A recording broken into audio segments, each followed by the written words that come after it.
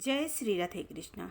आज मैं आप सभी को इंदिरा एकादशी व्रत की कथा सुनाऊंगी। इंदिरा एकादशी का व्रत साल 2024 में आश्विन मास के कृष्ण पक्ष में 28 सितंबर 2024 दिन शनिवार को रखा जाएगा। इस एकादशी व्रत के प्रभाव से बड़े बड़े पापों का भी नाश हो जाता है तथा नीची योनि में पड़े हुए पितरों की सद्गति होती है।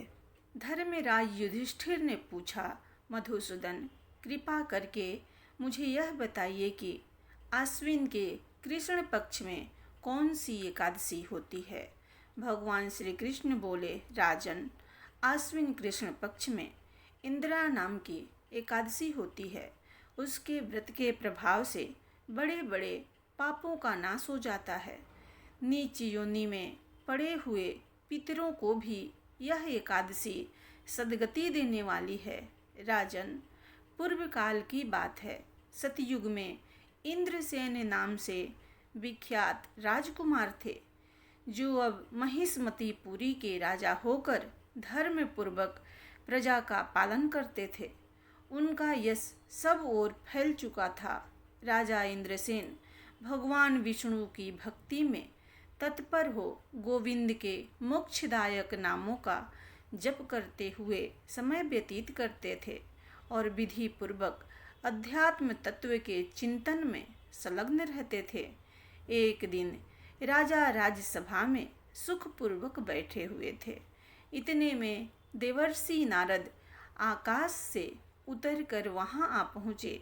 उन्हें आया देख राजा हाथ जोड़कर खड़े हो गए और विधि पूर्वक पूजन करके उन्हें आसन पर बिठाया। इसके बाद वे इस प्रकार बोले, मुनि श्रेष्ठ, आपकी कृपा से मेरी सर्वथा कुशल है। आज आपके दर्शन से मेरी संपूर्ण यज्ञ क्रियाएं सफल हो गई। देवर से अपने आगमन का कारण बताकर मुझ पर कृपा करें। नारद जी ने कहा, नृपश्रेष्ठ, सुनो, मेरी बात तुम्हें आश्चर्य में डालने वाली है। मैं ब्रह्मलोक से यमलोक में आया था। वहाँ एक श्रेष्ठ आसन पर बैठा और यमराज ने मेरी भक्ति पूर्वक पूजा की। उस समय यमराज की सभा में मैंने तुम्हारे पिता को भी देखा था। वे व्रत भंग के दोष से वहाँ आए थे। राजन, उन्होंने तुमसे कहने के लिए एक संदेश दिया है, उसे सुनो। उन्होंने कहा है, बेटा, मुझे इंदिरा के व्रत का पुण्य देकर स्वर्ग में भेजो। उनका यह संदेश लेकर मैं तुम्हारे पास आया हूँ। राजन, अपने पिता को स्वर्ग लोक की प्राप्ति कराने के लिए इंदिरा का व्रत करो। राजा ने पूछा, भगवान, कृपा करके इंदिरा का व्रत बताइए। किस पक्ष में, किस तिथि को और किस विधि से उसका व्रत करना चाहिए। नारद जी ने कहा, राजेंद्र, सुनो, मैं तुम्हें इस व्रत की शुभ कारक विधि बतलाता हूँ।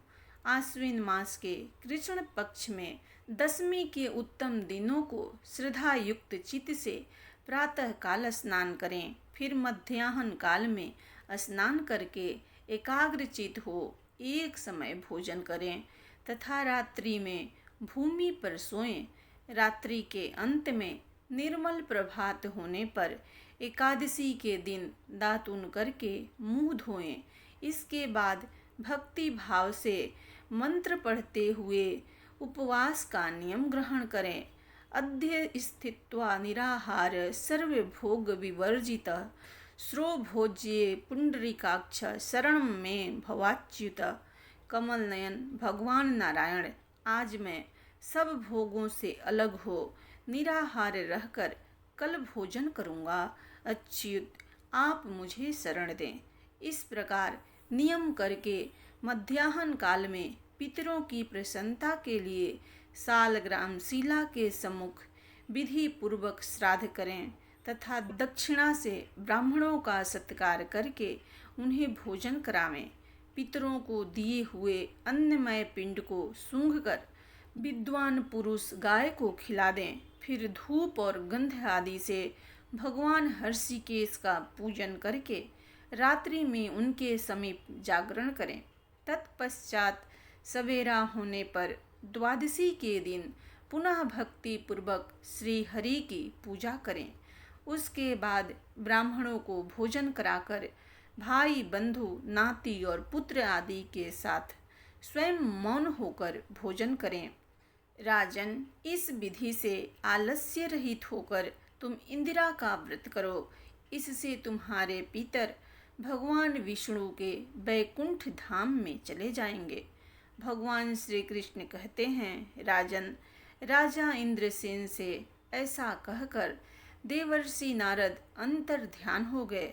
राजा ने उनकी बताई हुई विधि से अंतःपुर की रानियों, पुत्रों और भृत्यों सहित उस उत्तम व्रत का अनुष्ठान किया। कुंती नंदन, व्रत पूर्ण होने पर आकाश से फूलों की वर्षा होने लगी। इंद्रसेन के पिता गरुड़ पर आरूढ़ होकर श्री विष्णु धाम को चले गए और राजर्षि इंद्रसेन भी अकंटक राज्य का उपभोग करके अपने पुत्रों को राज्य पर बिठाकर स्वयं स्वर्ग लोक को गए। इस प्रकार मैंने तुम्हारे सामने इंदिरा व्रत के महात्म्य का वर्णन किया। इसको पढ़ने और सुनने से मनुष्य सब पापों से मुक्त हो जाता है। प्रेम से बोलिए भगवान विष्णु की जय।